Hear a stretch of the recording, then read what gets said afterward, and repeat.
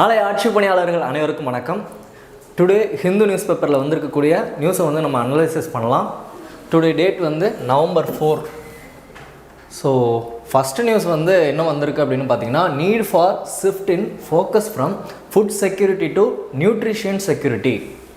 எப்போதுமே நம்ம வந்து என்ன சொல்லிக்கிட்டு இருப்போம் அப்படின்னா, ஃபுட் செக்யூரிட்டி அப்படிங்கிறத நம்மளோட பாலிசியாக இருக்கும், கொள்கையாக இருக்கும். ஆனால் இப்போ வந்து நம்மளோட பிரைம் மினிஸ்டர் என்ன சொல்லியிருக்காரு அப்படின்னா, ஃபுட் செக்யூரிட்டி அப்படிங்கிறதுலேருந்து நம்ம நியூட்ரிஷன் செக்யூரிட்டிக்கு வந்து மாறணும் அப்படிங்கிற மாதிரி சொல்லியிருக்காரு. அப்போ ஃபுட் செக்யூரிட்டினா நியூட்ரிஷன் செக்யூரிட்டினா என்ன அப்படின்னு நம்ம தெரிஞ்சுக்கணும். இதோட பேசிக்ஸ் என்ன அப்படின்னா, ஃபுட் செக்யூரிட்டிங்கிறது எல்லாருக்கும் கரெக்டான சாப்பாடு கிடைக்கணும். ஸோ இதுதான் வந்து பாரதி சொல்லியிருப்பார்ல, தனி ஒரு மனிதனுக்கு உணவில்லை எனில் ஜெகத்தினை அழித்திருவோம் அப்படின்னு. ஸோ அதுதான் எல்லாருக்குமே ஃபுட்டு வந்து கிடைக்கணும், அதுதான் வந்து ஃபுட் செக்யூரிட்டி. ஆனால் இந்த ஃபுட்டு வந்து நியூட்ரிஷன் கம்மியாக இருந்துச்சு அப்படின்னா, இதனால் அனிமிக் இந்த மாதிரி முக்கியமான டிசீஸ் ஏதாவது நோய்கள்லாம் வரும். ஸோ இதனால் வந்து ஹெல்த் வந்து பாதிக்கப்படும். ஸோ அதனால் நம்ம நியூட்ரிஷன் செக்யூரிட்டியை நோக்கி நகரணும் அப்படிங்கிறது தான் இந்த ஆர்டிக்கல். ஸோ ஓகேவா, அப்போ இதை வந்து எப்படி நம்ம மெயின்டைன் பண்ணணும், எப்படி இதை பண்ணணும் அப்படிங்கிற மாதிரி இன்றைக்கி வந்து சொல்லியிருப்பார் மோடிஜி. ஸோ அதுதான் ஃபஸ்ட்டு நியூஸ். எங்கே வந்து சொல்லியிருக்காருன்னு பார்த்தீங்கன்னா, first emerging science technology and innovation conclave நடந்திருக்கு. அதில் தான் இந்த ஸ்டேட்மெண்ட்டை வந்து நம்மளோட பிரைம் மினிஸ்டர் வந்து சொல்லியிருக்காரு. அப்போ வந்து நியூட்ரிஷன் செக்யூரிட்டி வந்து பண்ணணும், அதை வந்து புதுசாக கொண்டு வரணும் அப்படின்னா நம்ம என்னென்ன ஃபோக்கஸ் பண்ணணும் அப்படின்னா, பயோ ஃபோர்ட்டிஃபைடு கிராப்ஸை வந்து உருவாக்கணும் to address mall nutrition. Okay, develop, ரெண்டாவது பாயிண்ட், இது வந்து ஃபஸ்ட்டு பாயிண்ட். ரெண்டாவது பாயிண்ட் பார்த்தீங்கன்னா, டெவலப் லோ காஸ்ட் ஃபெர்டிலைசர் உருவாக்கணும். அப்புறம் தேர்ட் பாயிண்ட் பார்த்தீங்கன்னா, better map India's genomic biodiversity. ஓகேவா, for professionalized medicine and arrive at new and cheap innovation in clean battery storage. So இதெல்லாம் பண்ணி நம்ம நியூட்ரிஷன் செக்யூரிட்டி நோக்கி நகரணும் அப்படிங்கிற மாதிரி சொல்கிறாரு நம்மளோட பிஎம். ஸோ ஓகே, நம்மளோட சயின்ஸ் அண்ட் டெக்னாலஜியில் பார்த்தீங்கன்னா ரிசர்ச் அண்ட் டெவலப்மெண்ட் எந்த மாதிரி இருக்குது அப்படின்னு சொல்லியிருப்பாங்க. அதுக்கு நம்ம என்ன மாதிரி பாலிசி வந்து மேக் பண்ணியிருக்கோம் அப்படிங்கிறத இங்கே வந்து சொல்லியிருப்பாங்க. India's expenditure on research and development had doubled in past. ஓகேவா, R&D வந்து 2 மடங்கு வந்து உயர்ந்திருக்கு அப்படின்னு சொல்கிறாங்க.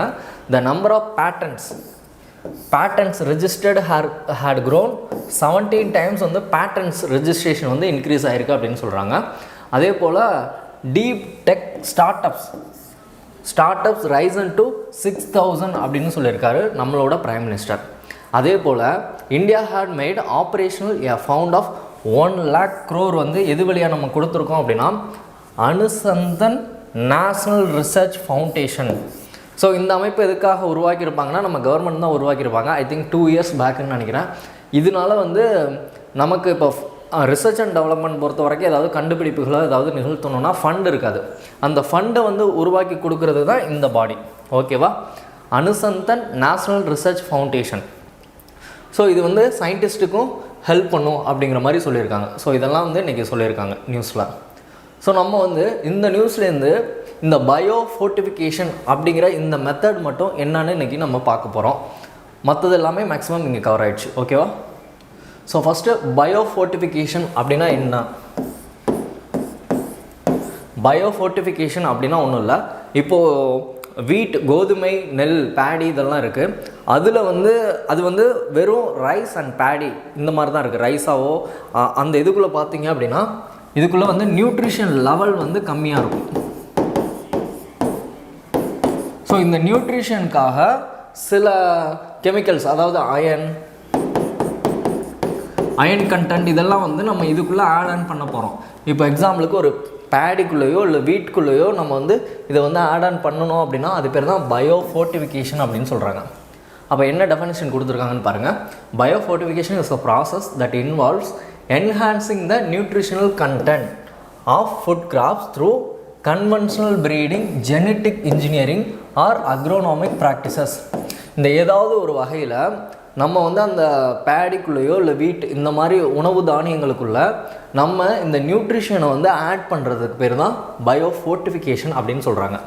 ஓகேவா, ஸோ இதில் வந்து என்னென்னலாம் ஆட் பண்ணுவாங்க அப்படின்னு இங்கே போட்டிருக்காங்க பாருங்கள். அயன் கண்டென்ட் ஆட் பண்ணுவாங்க, இல்லை ஜிங்க் ஆட் பண்ணலாம், அப்படி இல்லையா விட்டமின்ஸ் வந்து ஆட் பண்ணலாம் அப்படின்னு சொல்லியிருக்காங்க.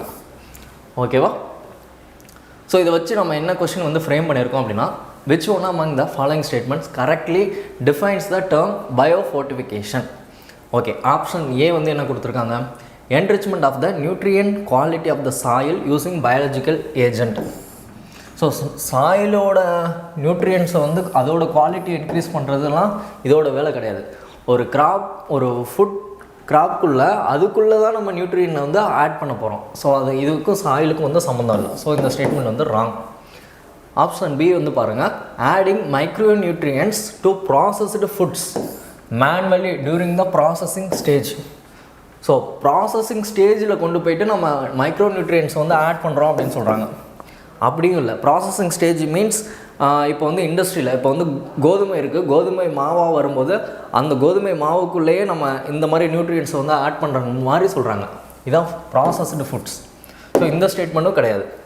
ஸோ நெக்ஸ்ட்டு தேர்ட் ஸ்டேட்மெண்ட் பாருங்கள், C method of breeding crops to increase their inherent nutritional value during plant growth. அந்த பிளான்ட் வளரும் போதே அதுக்குள்ளேயே நம்ம வந்து இது பண்ணிடணும். இப்போ ஜெனட்டிக் இன்ஜினியரிங் டெக்னிக் தான், அந்த சீடுக்குள்ளேயே நம்ம வந்து இன்சர்ட் பண்ணிடுவோம் இந்த நியூட்ரியன்ஸை, இல்லை அந்த ஜீனில் வந்து மாடிஃபை பண்ணுவோம். அப்போது இது வந்து இந்த பிளான்ட் வந்து வளரும் போதே அயன் கண்டென்ட்டோடு வளரும். ஸோ ஆப்ஷன் சி தான் வந்து கரெக்ட்.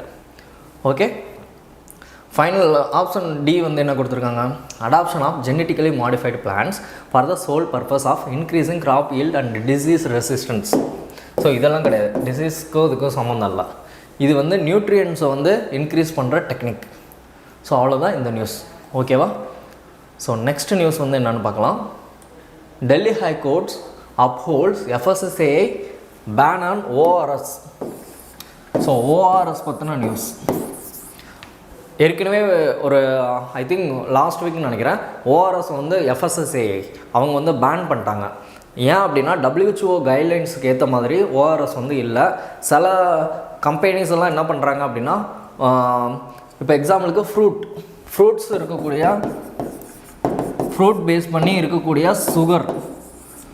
சுகர் கண்டென்ட் இருக்கிற விஷயங்களை இதை வந்து ORS அப்படிங்கிற மாதிரி விற்கிறாங்க. ஸோ இதனால் வந்து FSSAI இதை வந்து பேன் பண்ணிட்டாங்க.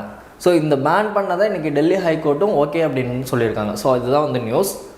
ஸோ இந்த நியூஸ்னால நம்ம வந்து ORSோட பேசிக்ஸ் வந்து பார்க்க போகிறோம். ஓகேவா? ஸோ இதை வந்து யார் பேன் பண்ணது அப்படின்னு பார்த்தீங்கன்னா FSSAI. அப்போ ORS அப்படின்னா ஓரல் ரீஹைட்ரேஷன் சால்ட். ஸோ இதுதான் வந்து ORS.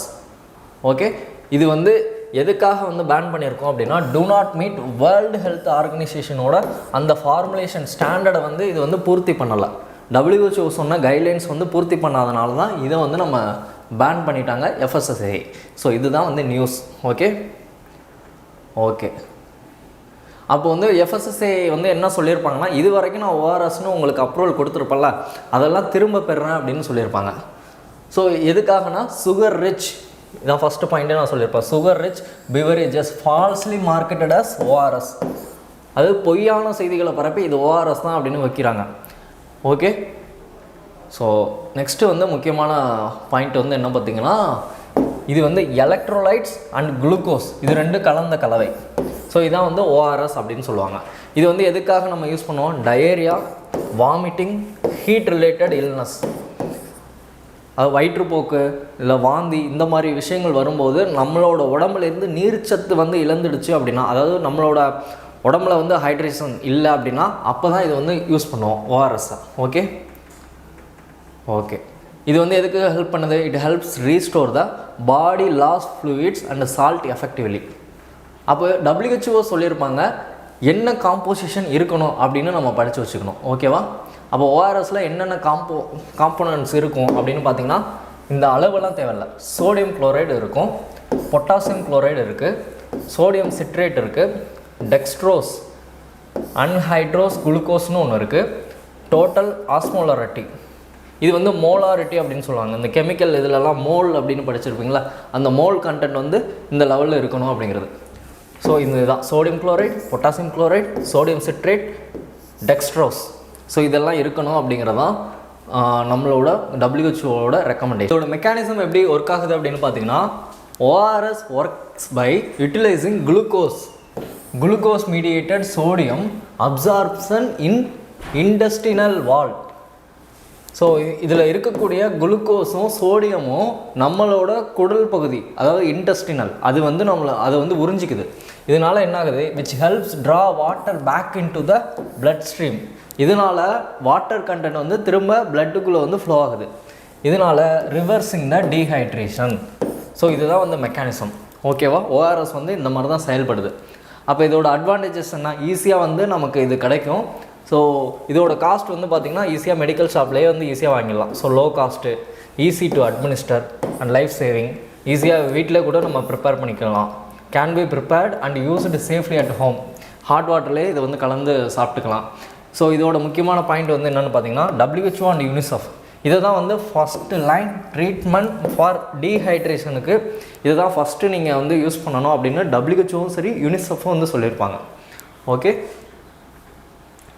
So next FSSA clarification of misleading labelling. So இதுதான் ஏற்கனவே பார்த்த மாதிரி சுகர் கண்டென்ட் இருக்கக்கூடிய அந்த சுகர் சிரப், அந்த பிவரேஜஸ் வந்து ORS கண்டென்ட் அப்படின்னு விற்கிறாங்க. அதனால தான் அது வந்து பேன் பண்ணியிருப்பாங்க. ஸோ இது வந்து food safety and standard act, food safety and standards act 2006 இதை வந்து வயலேட் பண்ணுது. அதனால தான் இதை வந்து பேன் பண்ணியிருக்காங்க. ஓகே. ஸோ இதை வச்சு நம்ம என்ன கொஷின் வந்து ஃப்ரேம் பண்ணியிருக்கோன்னா, what is the primary scientific principle that makes oral rehydration solution highly effective in treating dehydration? Okay. Option A வந்து என்ன சொல்லியிருக்காங்க, the high caloric content provides instant energy to the patient. இந்த மாதிரி நம்ம படிக்கவே இல்லை, ஹை கலோரிக் கண்டென்ட். ஆனால் இதில் இருக்கக்கூடிய எல்லா ஆப்ஷன்ஸுமே நமக்கு வந்து கரெக்டாக இருக்க மாதிரி தான் இருக்கும். இதோட செயல்பாடு என்னங்கிற மாதிரி கேட்குறாங்க. ஹை கலோரிக் கண்டென்ட் வந்து கொடுக்குது, அதனால நமக்கு எனர்ஜி க்ரியேட் ஆகுதுன்னு சொல்கிறாங்க. இந்த மாதிரி அது இல்லை. ரெண்டாவது பாயிண்ட் பார்த்தீங்கன்னா, the mixture is hypertonic drawing water into the blood stream rapidly. Blood ஸ்ட்ரீம்லேருந்து வாட்டரை வந்து இது எடுத்துக்கும் அப்படிங்கிறாங்க. அதுவும் இல்லை. Third point, glucose in the solution facilitates the absorption of sodium and water in the small intestine. So குடல் வந்து இது மாதிரி இதில் இருக்கக்கூடிய சோடியம் அண்ட் வாட்டரை வந்து உறிஞ்சிக்கும் அப்படிங்கிறதான் இந்த ஸ்டேட்மெண்ட் தானே படித்தோம். ஸோ இதில் இருக்கக்கூடிய மெக்கானிசமே இது தான் படித்தோம். ஸோ அதனால் இந்த ஆப்ஷன் தான் கரெக்டு. ஃபோர்த் ஆப்ஷன் எப்படி கொடுத்துருக்காங்க, இந்த electrolytes in the solution directly neutralise the toxin causing diarrhoea. இப்போ டயரியா வயிற்றுப்போக்கு வர்றதுக்கான டாக்ஸின்ஸ் அதை வந்து டைரெக்டாக இது போய் அட்டாக் பண்ணுங்கிற மாதிரி சொல்கிறாங்க. இதெல்லாம் அது பண்ணாது. ஸோ இதுதான் அதோட மெக்கானிசம். ஸோ அதை வச்சு கொஷின் வந்து ஃப்ரேம் பண்ணியிருக்கோம். ஸோ ஆப்ஷன் சி வந்து கரெக்ட் ஆன்சர். ஓகேவா? ஓகே.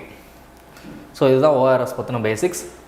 அப்புறம் இன்றைக்கி நான் படித்ததுலேயே வந்து ரொம்ப சூப்பரான ஆர்டிக்கிள் வந்து இது தான். எடிட்டோரியலில் சசிதரூர் சார் வந்து எழுதியிருந்த ஆர்டிக்கிள். ஸோ இவரோட ஆர்டிக்கிள் நம்ம படிக்கும் போதே புது புது வேர்ட்ஸ் வரும். அப்புறம் கொஞ்சம் இன்னோவேட்டிவாக இருக்கும். அவரோட திங்கிங் வந்து வேறு லெவலில் இருக்கும். ஸோ இந்த ஆர்டிக்கிள் வந்து நம்ம ஃபுல்லாகவே நம்ம வந்து பார்க்கலாம். ஓகேவா? ஸோ இது வந்து நம்ம வந்து மெயின்ஸுக்கு வந்து சூப்பராக நம்ம யூஸ் பண்ணலாம். Mains, S A. ஸோ இவர் வந்து எந்த மாதிரி அப்ரோச் பண்ணியிருக்காரு, எப்படி எழுதியிருக்காருன்னா அந்த ஃப்ளோவெல்லாம் பார்த்தீங்கன்னா ரொம்ப சூப்பராக இருக்கும். இந்த ஆர்டிக்கிள் வந்து இந்த நியூஸ் வந்து நீங்கள் பார்த்துட்டு ஹிந்து நியூஸில் இருக்கக்கூடிய இந்த ஆர்டிக்கிள் மட்டும் வரி வரியாக படிங்க. ஸோ ஓகேவா? So okay. இன்றைக்கி ஆர்டிக்கிள் வந்து என்ன சொல்லியிருப்பார் அப்படின்னா, ஐடி செக்டார் பற்றி சொல்லியிருப்பார். ஐடி செக்டாரில் இந்தியா வந்து சர்வீஸ் செக்டாரில் நல்லா இருக்குது, ஐடி செக்டாரில் நல்லா இருக்குது, நிறையா ஜாப்ஸ் எல்லாம் இருக்குது. இருந்தாலுமே இப்போ ஏஐ வந்துடுச்சு. அதனால என்னென்னலாம் பிரச்சனைகள், இதை வந்து நம்ம எப்படி ஓவர் கம் பண்ணலாம் அப்படிங்கிற மாதிரி தான் இவரோட ஆர்டிக்கிளில் வந்து இன்றைக்கி பேசியிருப்பாங்க. ஓகே. ஸோ இந்தியாவோட ஐடி செக்டார் வந்து எப்படி இருக்குது அப்படின்னு ஃபஸ்ட்டு ஆரம்பிச்சிருக்காருன்னு பார்த்தீங்கன்னா, crown jewel of the country அப்படிங்கிற மாதிரி டேர்ம் வந்து யூஸ் பண்ணியிருக்காரு. ஓகேவா? So okay. அப்போ எக்கனாமிக் ட்ரான்ஸ்ஃபர்மேஷனில் ஐடி வந்து ரொம்ப இம்பார்ட்டண்ட்டாக ரோல் ப்ளே பண்ணுது.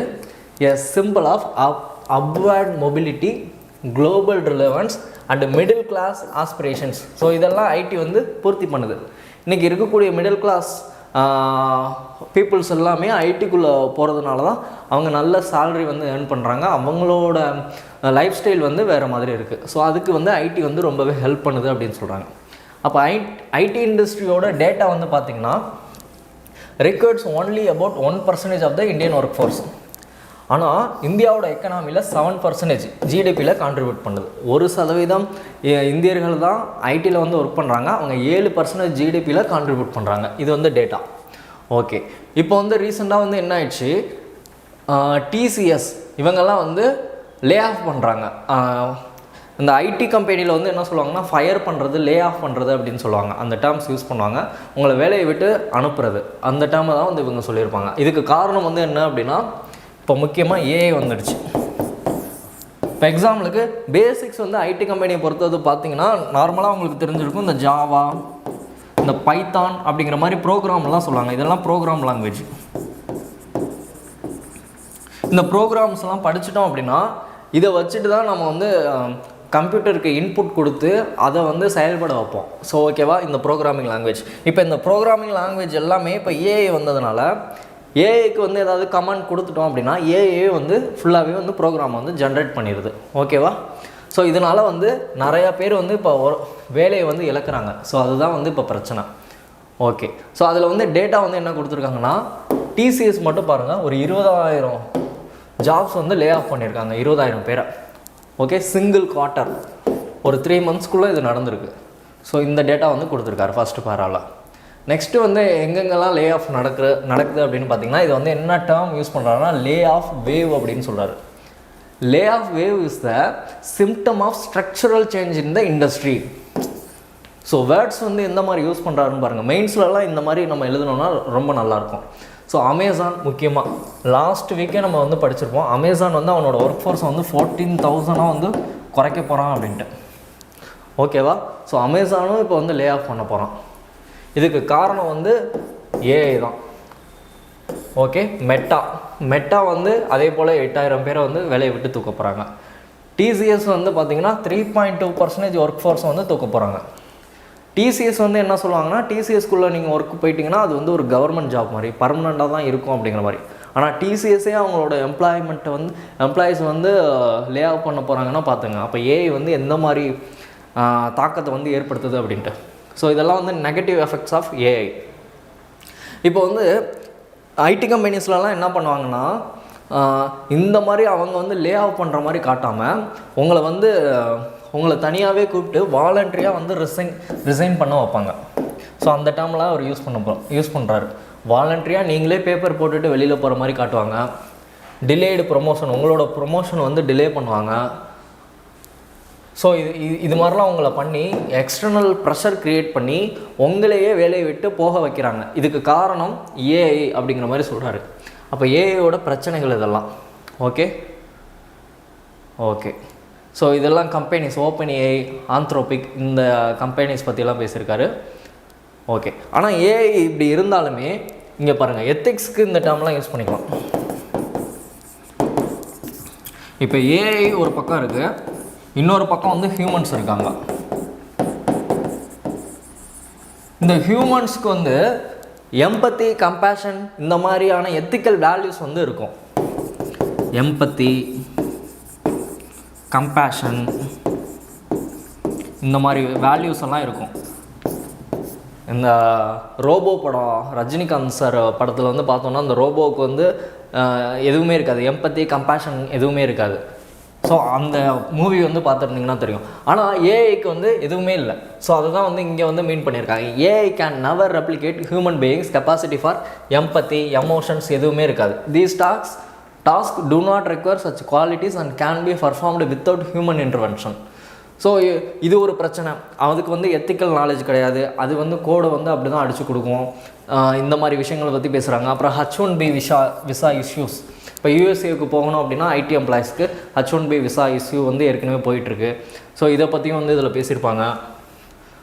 ஸோ இதனால் வந்து லே ஆஃப் வந்து அதிகமாக நடக்குது. அப்புறம் வந்து கிளைண்ட், இப்போ வந்து ஐடி கம்பெனிஸில் பார்த்திங்கன்னா அவங்க வந்து கிளைண்ட் அப்படின்னு சொல்லுவாங்க. நமக்கு வேலை கொடுக்கக்கூடிய முதலாளி வந்து வெளிநாட்டில் இருப்பாங்க, அவங்க தான் வந்து கிளைண்ட்டு. அப்போ கிளைண்ட்டு வந்து பட்ஜெட், அவங்களோட பட்ஜெட்டை வந்து டைட் பண்ணுறாங்க. ஸோ இந்த டேர்ம் வந்து யூஸ் பண்ணியிருக்காங்க. ஸோ இது எல்லாமே வந்து ஐடியில் இருக்கக்கூடிய பிரச்சனைகள். அப்புறம் இப்போ வந்து என்ன பண்ண போகிறாங்க அப்படின்னா, ஐடி செக்டாரில் முன்னாடி வந்து எப்படி இருக்குன்னா, ஐடி செக்டார் எப்படி இருக்குன்னா, இப்போ ஒரு காலேஜ் போவாங்க, கேம்பஸ் இன்டர்வியூவில் ஸ்டூடெண்ட்ஸ் எல்லாம் செலக்ட் பண்ணிட்டு வருவாங்க. அவங்களுக்கு வந்து பேசிக் கோடிங் நாலேஜ் இருந்தால் போதும், ஜாவா, பைத்தான், இந்த மாதிரி விஷயங்கள். அவங்கள வேலைக்கு வந்துட்டு அவங்கள வச்சு ப்ரோக்ராம் வந்து க்ரியேட் பண்ணுவாங்க. ஆனால் இப்போ வந்து என்னென்னா ஏஐ வந்ததுனால இப்போது இந்த மாதிரி விஷயங்கள் தேவையில்லை. ஒரு 100 எம்ப்ளாயி பண்ண வேண்டிய வேலையை ஒரு எம்ப்ளாயி இருந்தால் போதும். ஏஐயில் கோடிங் போட்டோம் அப்படின்னா கோடு வந்து அது கொடுக்க போகுது, அதை வச்சு நம்ம இது வந்து ரன் பண்ண போகிறோம். ஸோ இதுதான் இப்போ சிம்பிள் கான்செப்ட் ஆகிட்டாங்க. ஓகேவா? அதனால் கிளைண்ட்ஸ் வந்து என்ன பண்ணுறாங்க பாருங்க, clients don't want armies of coders. நிறையா கோடர்ஸ் எல்லாம் எங்களுக்கு தேவையில்லை அப்படின்னு சொல்கிறாங்க. They want solutions. அவங்களுக்கு தேவை கோடிங் மட்டும்தானே தவிர வேலையாட்கள் நிறைய பேர் தேவையில்லை. இப்போ வந்து ஐடி கம்பெனிஸ் எதை நோக்கி போயிட்டுருக்குன்னா க்ளவுடு கம்ப்யூட்டிங் அப்படின்னு சொல்லுவாங்க. Cloud native architecture, cyber security framework, generative AI integrations இதை நோக்கி போயிட்டுருக்கு. ஓகேவா? க்ளவுடு சர்வர் அப்படின்னு சொல்லுவாங்க. இதெல்லாம் நீங்கள் ஐடி செக்டர் பற்றி நல்லா தெரிஞ்சிச்சுன்னா அவங்களுக்கு வந்து நல்லா தெரியும். உங்கள் ஃப்ரெண்ட்ஸ் யாரும் இருந்தாங்கன்னா நீங்கள் இதை பற்றின நாலேஜ் வந்து கேதர் பண்ணிக்கலாம். ஓகே, ஸோ நெக்ஸ்ட்டு வந்து பார்த்திங்கன்னா இதில் வந்து என்னென்னா the digital backbone that helps large organization manage their day-to-day business operation across departments. So okay, so இதுதான் வந்து பேசிக்ஸ். இப்போ வந்து இருக்கக்கூடிய பிரச்சனைகள் வந்து சொல்லிட்டாரு. நெக்ஸ்ட்டு பாயிண்ட் வந்து பார்க்கலாம். ஓகே, இப்போ வந்து இதை வந்து எப்படி நம்ம வந்து ஓவர் கம் பண்ணணும், அப்போ வந்து இந்தியா மாதிரியான கண்ட்ரிஸ் வந்து என்ன பண்ணணும் அப்படிங்கிறது சொல்யூஷனும் வந்து இவர் சொல்லியிருப்பார். பாலிசி மேக்கர்ஸ் வந்து இதுக்கு தனி பாலிசி வந்து மேக் பண்ணணும். நம்மளோட இன்ஜினியரிங் காலேஜில் கரிக்குலமாக வந்து மாற்றணும். ஏஐ சம்மந்தமான சப்ஜெக்ட் வந்து நம்மளோட இதில் வந்து கொண்டு வரணும்.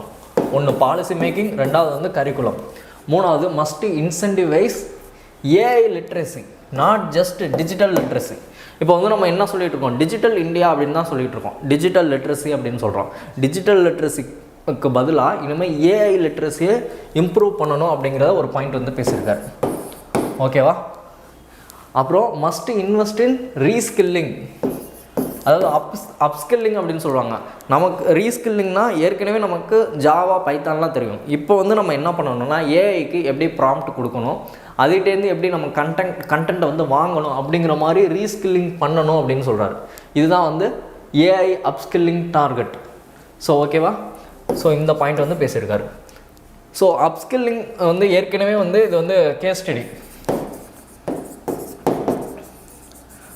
பார்த்தீங்கன்னா டிசிஎஸ் ஏற்கனவே அப்ஸ்கில்லிங் பண்ணியிருக்காங்க. ஒரு 5,50,000 எம்ப்ளாயீஸ்க்கு பேசிக்காக ஏஐ ஸ்கில்ஸ் வந்து கொடுத்துருக்காங்க. அப்புறம் PPP mode, public private partnership கொண்டு வரணும். அதாவது அரசாங்கமும் தனியாரும் சேர்ந்து இதில் வந்து இன்னோவேட்டிவாக சொல்யூஷன்ஸ் வந்து கொண்டு வரணும் அப்படிங்கிற மாதிரி பேசியிருக்காரு. 5 பாயிண்ட்ஸ் வந்து இங்கே பேசியிருக்காரு என்னென்ன பண்ணணும் அப்படின்ட்டு. அப்புறம் எத்திக்கலாக ஏஐ வந்து யூஸ் பண்ணணும் அப்படின்னு பேசியிருக்காரு.